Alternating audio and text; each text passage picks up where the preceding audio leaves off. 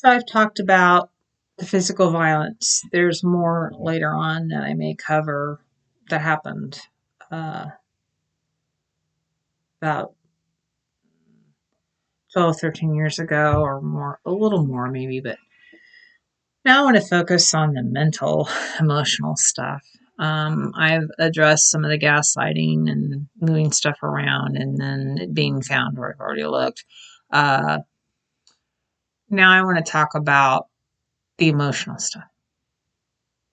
And this goes for men and women. When you're married to someone that's your partner, you're supposed to be your biggest cheerleader and supposed to be who completes you. Someone that never compliments you. So you ask for compliments and then you get, okay, yeah, that's all right. Uh, for example, you cook a meal especially for them that you think they like, and you go out of your way to like pull out all the stops, and then you feed them. They're not saying anything. They're just and you go, hey, well, how is it? And they're like, yeah, it's okay. Maybe a little more salt. Well, other people that you give the leftover to, they're like, oh, this is freaking good. Everybody else thinks it's good, and you think it's good, but yeah, it's okay. Just needs more salt. When you get dressed up to look nice to go out and you ask, how do I look? And they look you over kind of like they're looking at a bug. And like, oh, yeah, that's nice. Maybe a different color. That's nice. Maybe a different cut. And that's the best you can get when you have to fish for compliments. And when you get them, they're tepid at best. When you achieve something and in private, in front of others, they praise you because you look bad if they don't, but in private, it's not that big a deal. In 1990, was living in San Diego with him. I wanted to be a nurse so bad. And again, has to do with the only value I have is as a caregiver. I signed up for the ROP program. I don't remember what ROP stands for, but in San Diego at that time, there was a program called ROP. And they had a program where they would pick a select few to put through nursing school, LPN school, for free.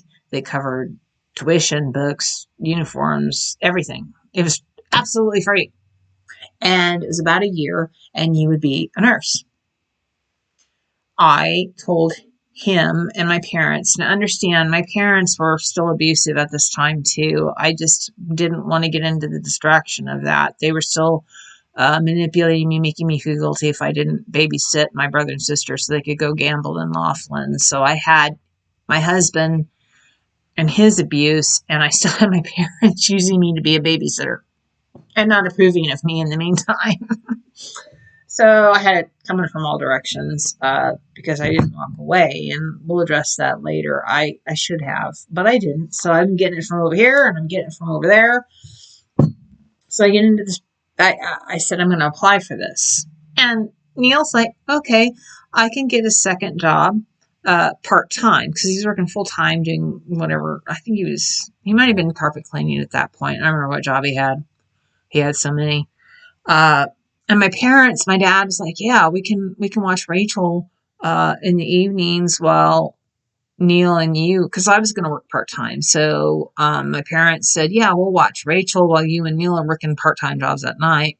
Neil was going to work full-time during the day while I was in school. So I'd be in school full-time during the day and working a part-time job at night. Neil would be working full-time, of course, during the day and then part-time at night. And my parents were going to watch Rachel just for that year so I could become a nurse.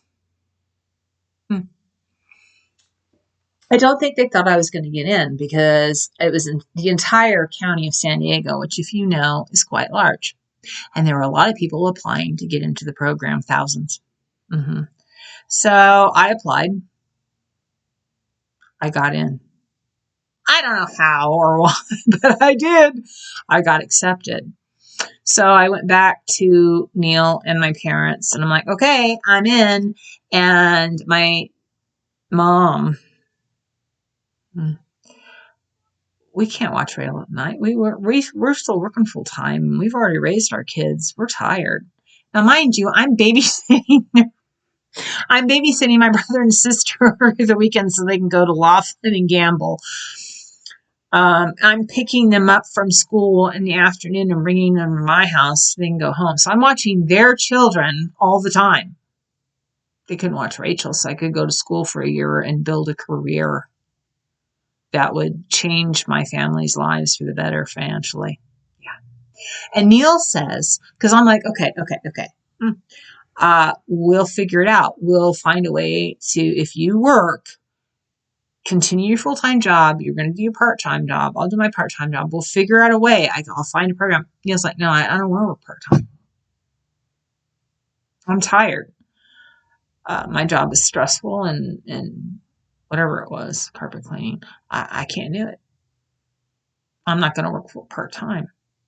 And I look back and I'm like, I should have said, fine, I'm taking Rachel. I'm in this program. There's got to be other programs to help me. Fuck y'all. Excuse my language, but I didn't. I'm like, okay.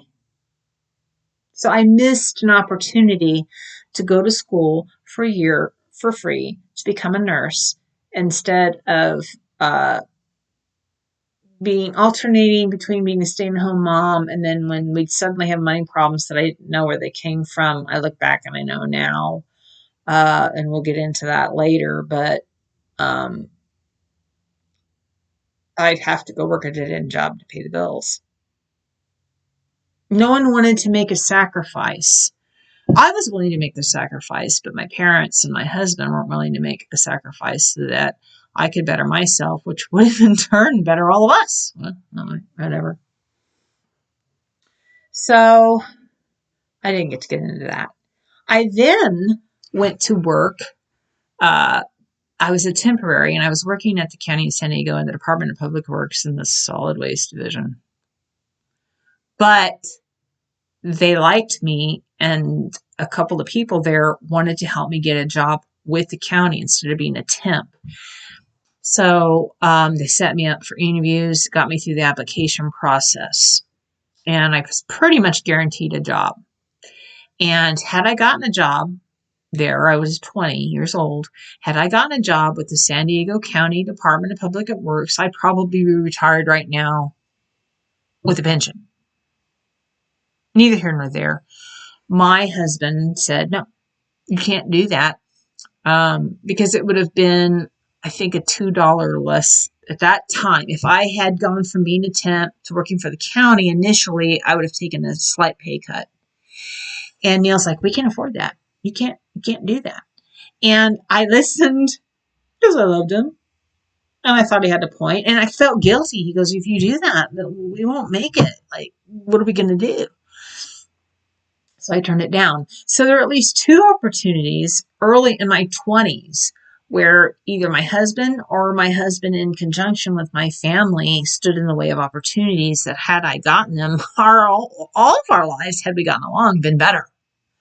But it was like they couldn't, it's like no one wanted me to succeed. It was like no one wanted me to do better, even if it meant they could do better. It was really weird. And I was so damaged and programmed because of my religion to follow my husband's advice that, okay, I won't go to school for a year free and become a nurse and be able to provide a much better lives for all of us. Yeah, I won't take a job at the county that I could retire from in 20 or 30 years and have a pension, and you and I could just be in San Diego sipping pina coladas. Now I'm in Oklahoma. That's a whole other story. But yeah, it was like no one in my family wanted me to do better, especially him. Every time I got serious about being a nurse, the feces hit the fan.